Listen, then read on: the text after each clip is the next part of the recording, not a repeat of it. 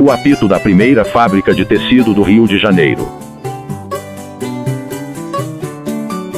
Quando o apito da fábrica de Na Fábrica Nacional de Tecidos de Algodão de Santo Aleixo da Vila de Magé, era administrada por Luiz Moral, de um total de 115 operários.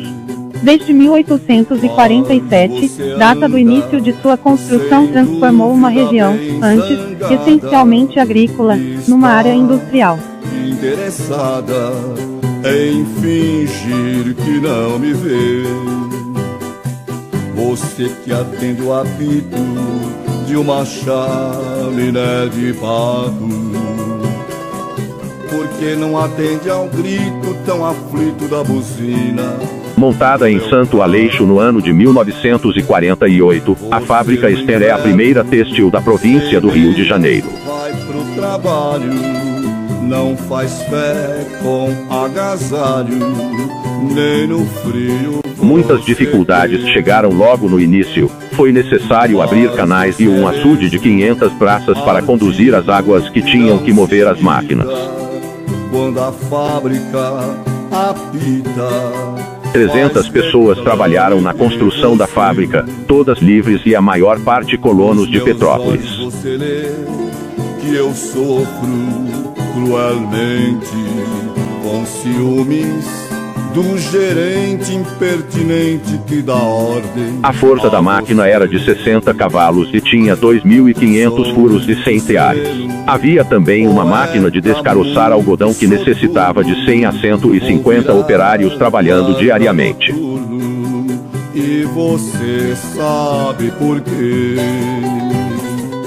mas você não sabe que enquanto você faz pano, faço junto do piano esses versos para você.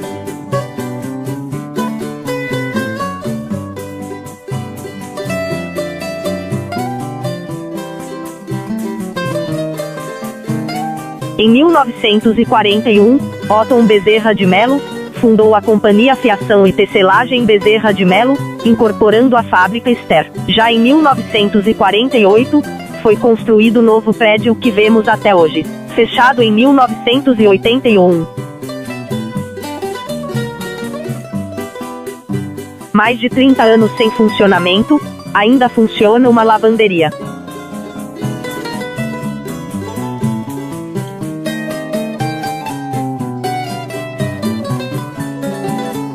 Todos passam, desviam olhares para essa construção, que já foi fonte de emprego para o povo de Magé. Vai pro trabalho, não faz fé com agasalho. Abandono total daquela que é a primeira fábrica de tecido da província do Rio de Janeiro. Mas você é mesmo artigo que não se imita. Hoje perde no tempo e fica na memória daqueles que ali trabalhavam. Faz reclames de você nos meus olhos. Santo Aleixo foi criado ao redor dessa e de outra fábrica em Andorinha.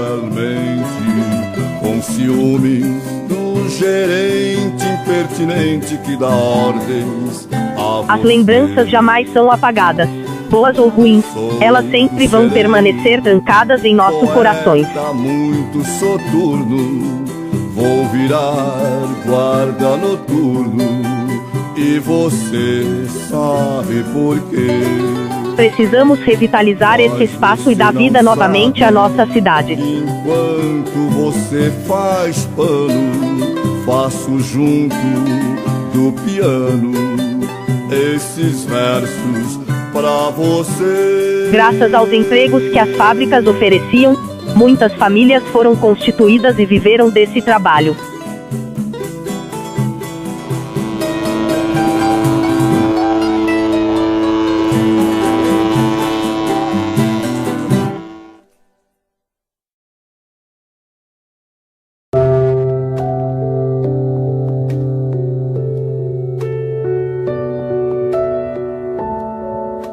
A senhora trabalhou na indústria têxtil de Santo Aleixo? Têxtil como? Na fábrica de tecido de Santo Aleixo? Eu trabalhei. A senhora entrou com quantos anos? Entrei com 14. Trabalhou por quanto tempo? Trabalhei 29 anos. Qual era a sua função? É tecelã. E como que a senhora desenvolvia a sua função? Como que era o trabalho assim no dia a dia? Muito pesado, né? A gente trabalhava muito para poder fazer um ordenadozinho pequeno. A senhora era sindicalista? Pagava o sindicato? Não, já era descontado, né? Era descontado em folha? É, descontado em folha. Como que a senhora se sente, assim, em ver que os jovens de hoje, de 14 anos, não têm atividade? É muito triste. Eles não têm ganho nenhum, eles querem um trocado. A gente que já trabalhou a vida toda que tem que dar uma ajuda, né? Que tem esse trocadinho que ganha agora uma bagatela. A senhora ganhou a sua casa por ser operária ou a senhora teve que comprar? Não, comprei. Comprou essa casa Comprei. com seu fundo de garantia. Eu não tive fundo de garantia. Qual foi? Não lembra aquela época que a pessoa tinha que assinar um fundo de garantia? Eu não assinei, fiquei com medo de perder meu tempo. Aí não assinei. Qual foi a importância da fábrica na sua vida? A importância é que hoje em dia eu sou aposentado, pelo menos ganho pouco, mas ganho, quer dizer, né? A senhora, quando entrou para a fábrica, qual era a sua primeira função? Minha primeira função foi trabalhar na remeteção, remetedora de rolo, para ir para tecelagem.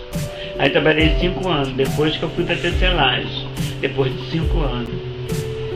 Como que a senhora se sente quando passa em frente à fábrica e vê a fábrica fechada?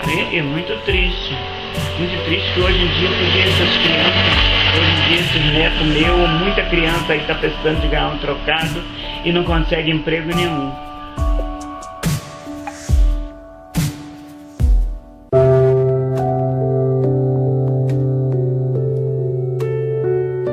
Como que a senhora reivindicou os seus direitos trabalhistas? Eu reivindiquei porque eu botei o caso na justiça e consegui, arrumei advogado, só que o advogado pegou a metade quase do meu dinheiro. Ainda ganhei, naquela época ganhei um trocadinho.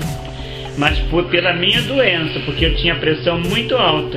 Eu me aborreci muito lá dentro da fábrica, negócio de troca de turma de primeira e segundo turno. Me aborreci muito, então a pressão foi embora. Subiu muito, o médico foi e não deixou eu trabalhar mais. Aí como eu fiquei em casa encostada, eu tive que fazer um requerimento, procurar um advogado e fiz o requerimento e ganhei. Ganhei um pouco de dinheiro, pouco, mas ganhei. Como que era para conseguir um trabalho com 14 anos? Era só você levar a certidão de nascimento, chegava lá e eles logo empregavam. René na época se empregou com 9 anos. Na época de René. Quer dizer que quando eu cheguei a me empregar foi com 14. Menos de 14 eles me empregavam. Era com 9 anos. Então, eu me empreguei com 14 anos. E cheguei lá e mostrei a certidão, eles logo me botaram para dentro da fábrica. E ia trabalhar no mesmo dia, no outro dia você podia trabalhar. Já entrava ganhando. E a senhora estudava?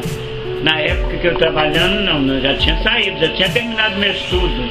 Porque na época a gente estudava só até a terceira. Se você quisesse ir a quarta, a quinta, que era o estudo mais levado, você tinha que pagar. Papai não tinha dinheiro para pagar. E quem era a sua professora? Era a Dona Ruth.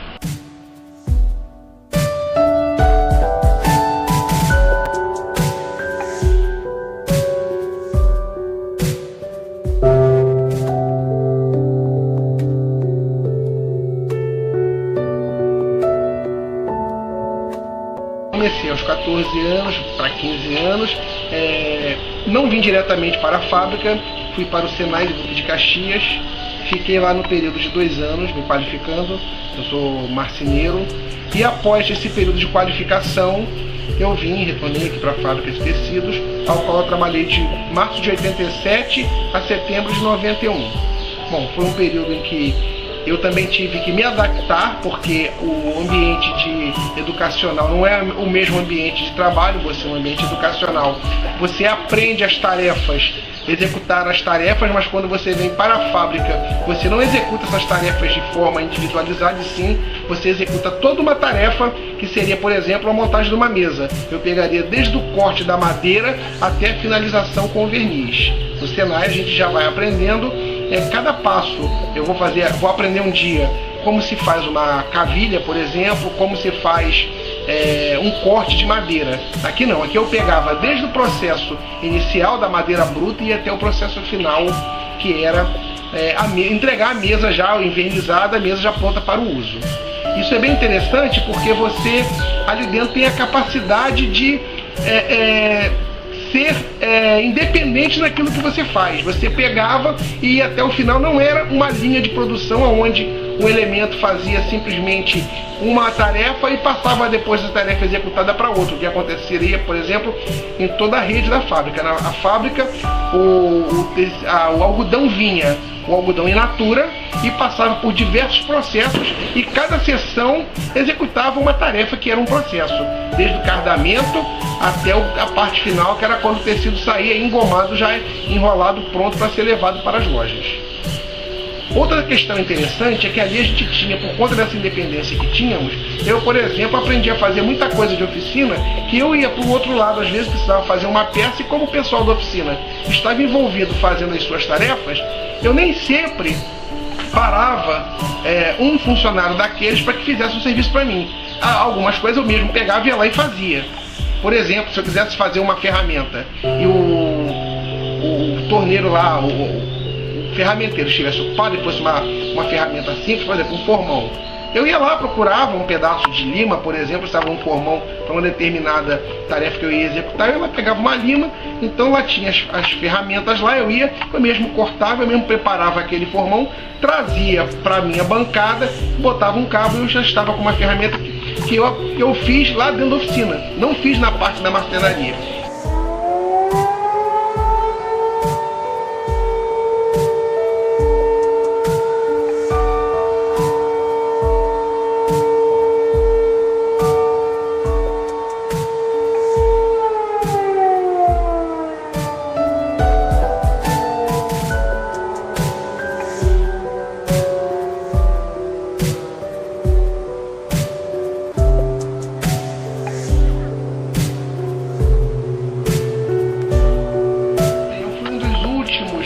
Com 14 anos a entrar na fábrica, na fábrica Unidas Tecidos, Rendas e Bordados, em Andorinhas, pois a fábrica, no ano de 1994, ela terminou com a sua operação, ela não funcionou mais como fábrica de tecidos, ela fechou, e nesse momento a gente teve um problema sério, de desemprego aqui na localidade, e que isso, em princípio, ocasionou um grande problema, porque nós aqui tínhamos assim a fábrica como uma grande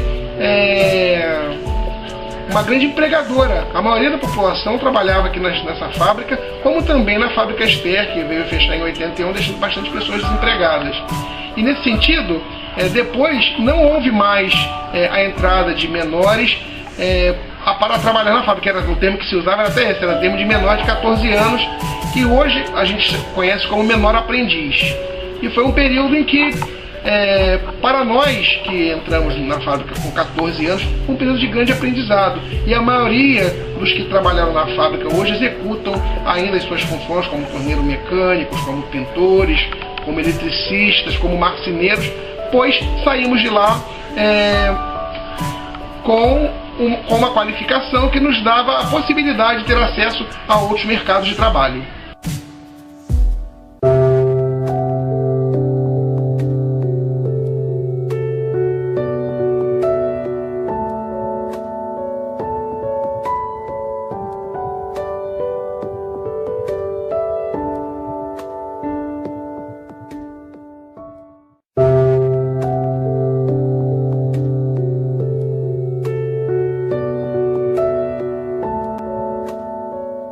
Olha, as máquinas da minha seção que eu trabalhava tem uma grande importância na qualidade, porque ela tem que estar com o picador que limpa o algodão, faz a abertura, ela transmite para o grande cilindro, por grande cilindro, transmite por pequeno cilindro e tem-se um pente vibrador que destaca o véu. Então isso sai uma mecha que entra numa lata e dali vai para o passador. O passador tem umas tirais que entra 5 ou 6, sai uma. Agora é preciso que todas as guarnições estejam nova e amolada, porque depois que passa uma certa época, aquelas pontas da guarnição, elas se desgastam. Então, em vez dela entregar a fibra do algodão, ela provoca atrito. E o atrito causa as bolinhas, chama NEPS. Então, ele vai para o laboratório. Quando chega no laboratório, eles têm uma quantidade não considerada, porque existe uma média máxima. Então ultrapassa o limite. Então usava-se as penteadeiras para corrigir essa parte. E então o que acontece? Essa penteadeira foi abolida, porque as máquinas de aracada foram todas reformadas. Uma máquina que produzia 3 kg por hora passou a produzir 16. Mas nós pensávamos que nesse caso, o que ia acontecer? Ela dava uma alta produção e qualidade. Mas aí eles tiraram as 70 máquinas e deixaram só 30. Então reduziu o número de operários. Então tinha que ter muito cuidado, porque essas máquinas, elas quebram à toa. Se deixar o automático dela não regulado, ela não para. Entendeu? Então tinha que estar em cima com todo cuidado. E nesse caso, só foi benefício para a firma. Para o operário não foi benefício, porque as pessoas, inclusive de idade, que não tocavam a máquina, eles iam carregar rodo, carregar lata. Agora em casa eu fico pensando, aquelas pessoas que já morreram, que trabalham junto comigo, eles sofriam porque eles queriam produção, e o dinheiro que era bom mesmo, nada.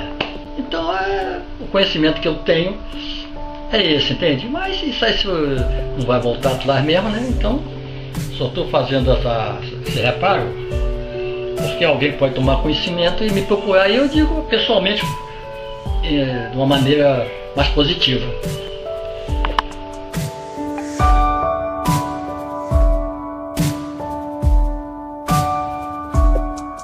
Qual foi a importância da fábrica na sua vida? Para mim foi muito importante, porque eu fiquei um período de 25 anos e 8 meses e mesmo com baixo salário consegui aposentar, né? E tive o privilégio de aposentar na lei de 25, saí novo ainda, pude ocupar outro emprego.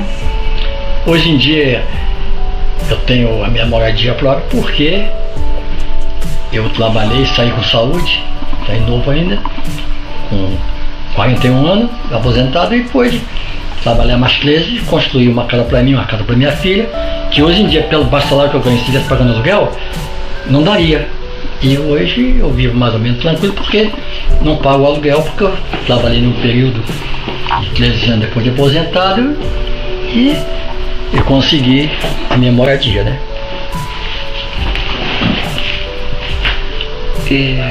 O que o senhor tem para me dizer desse período revolucionário, que foi a Revolução de 64? O que aconteceu nesse período? O senhor trabalhava na fábrica? Trabalhava na fábrica.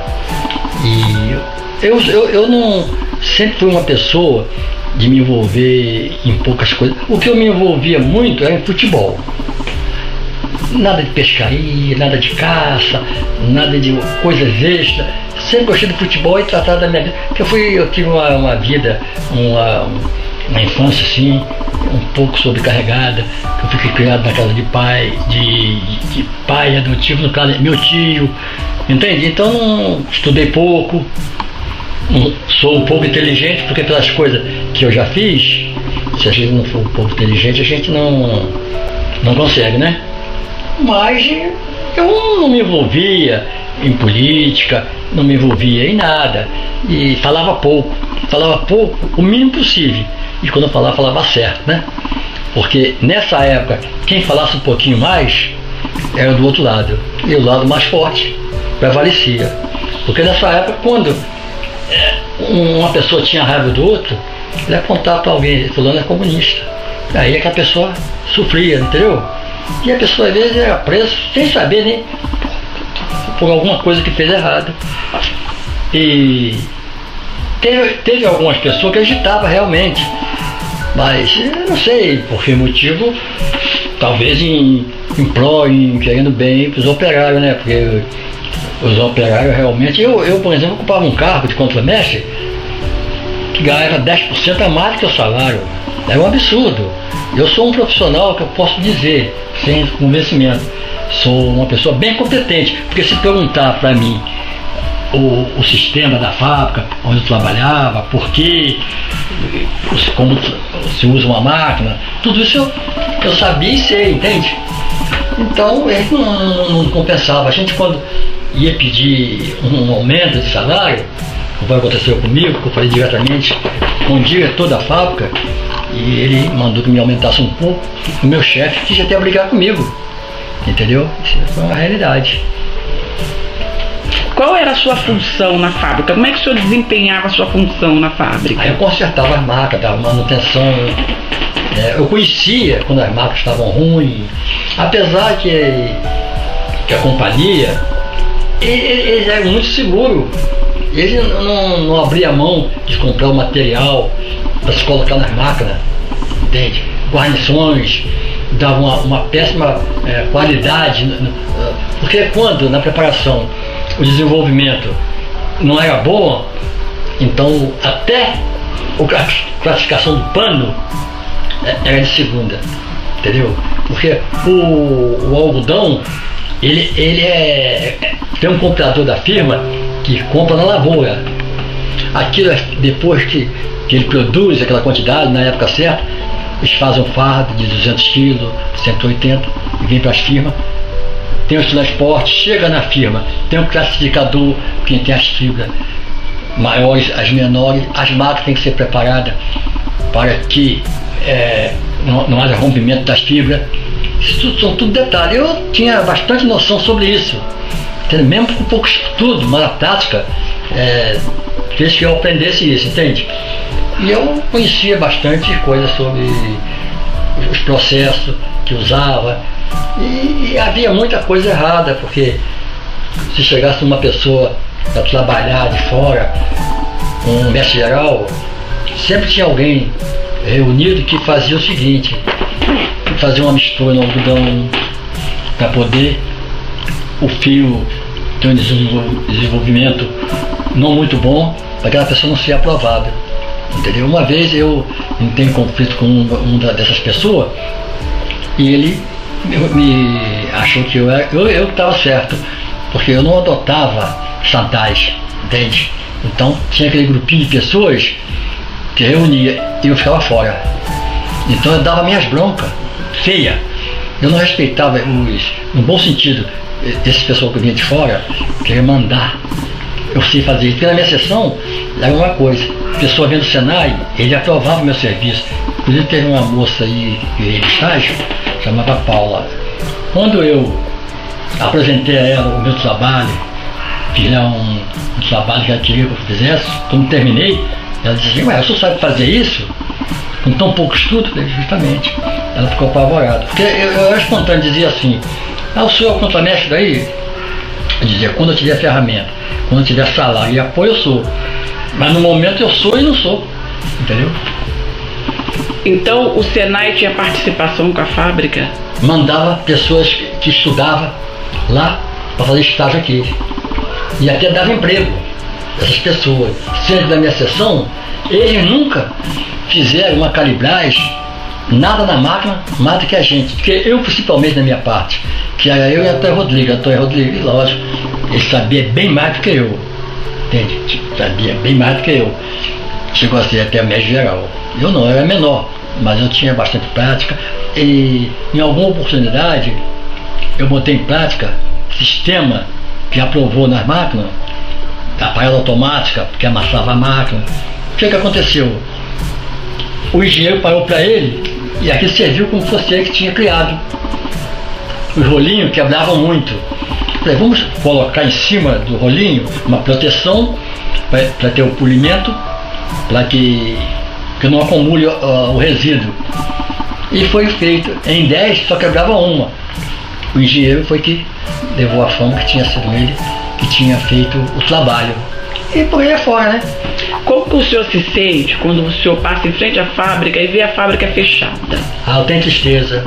Porque mesmo na época que o salário era pouquinho, mas eu via... Porque a fábrica teve uma época, entre as 3 turmas, e entre pessoas da manutenção das casas, pedreiro, teve quase 3 mil operários, empregaram muita gente. Então, no fim, nas quinzenas, quem tinha 1, 2 filhos trabalhando, não tinha transporte, almoçava em casa, então o dinheiro dava.